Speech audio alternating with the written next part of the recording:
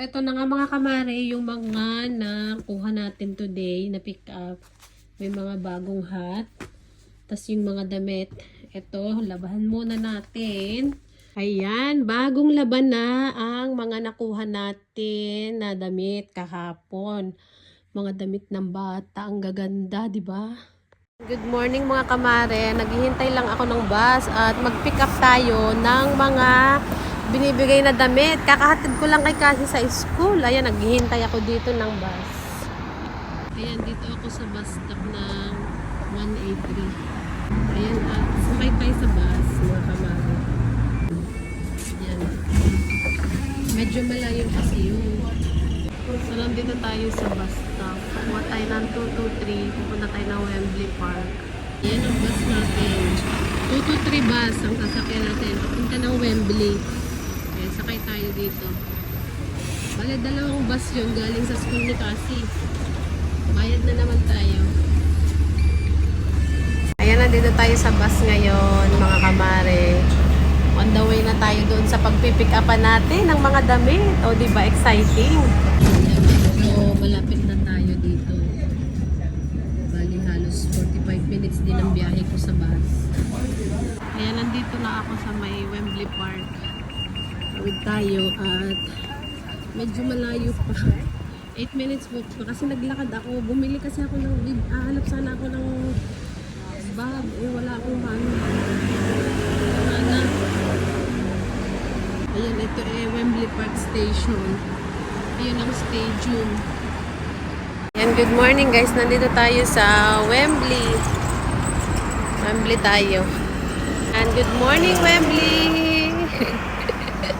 Vlog yarn. Wembley Park, London. Naglalakad tayo mga kamare. Ayan ang Wembley Park, London. Diba? Nandito na tayo. Diyos ko, naglobat na ako kahanap dahil naligaw pa ako. Ang ganda dito guys. Pero hindi ko alam kung saan ako pupunta. Ay, dito. Punta na tayo sa number 29.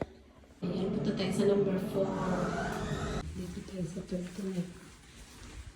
Ayan na, ang dami. Paano natin yung bitbitin? Diyos ko, kalkalin ko muna kaya ito. Ayan, sobrang daming binigay sa atin. Ang problema, paano ko ito bibitbitin? Ayan yung mga nakolekta natin ng mga damit ngayon.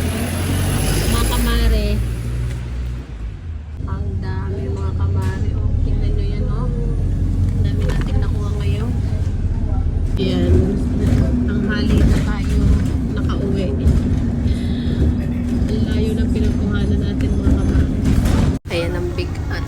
Ang bigat nito. Ito na nga mga kamare, yung mga nakuha natin today na pick up. May mga bagong hat. Tapos yung mga damit. Ito, labahan muna natin. Kasi gusto ko lang malinis na.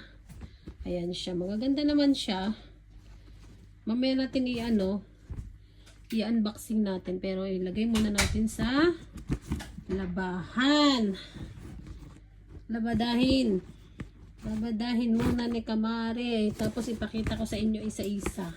Isa lang muna natin ang laba, okay? So, ayan yung nakuha natin. Lagay muna natin sa labahan. Sa washing machine. Para mabango. Mabango na mabango. Gusto ni kamare ay mabango lahat ng mga nakukuhang damit para malinis. Pag dumating dyan sa Pinas, malinis na. Kaya natin na maraming sabon. Okay. Marami pa dito. Labadahin din natin itong mga ibang kasama nito. Marami kasi siyang ibinigay. Lagay natin lahat-lahat. Ayan. Tignan nyo yan, mga pinamigay lang yan sa atin. Pero labahin muna natin ha, bago ko ipakita sa inyo. Ayan, bagong laban na ang mga nakuha natin na damit kahapon. Mga damit ng bata, ang gaganda, di ba?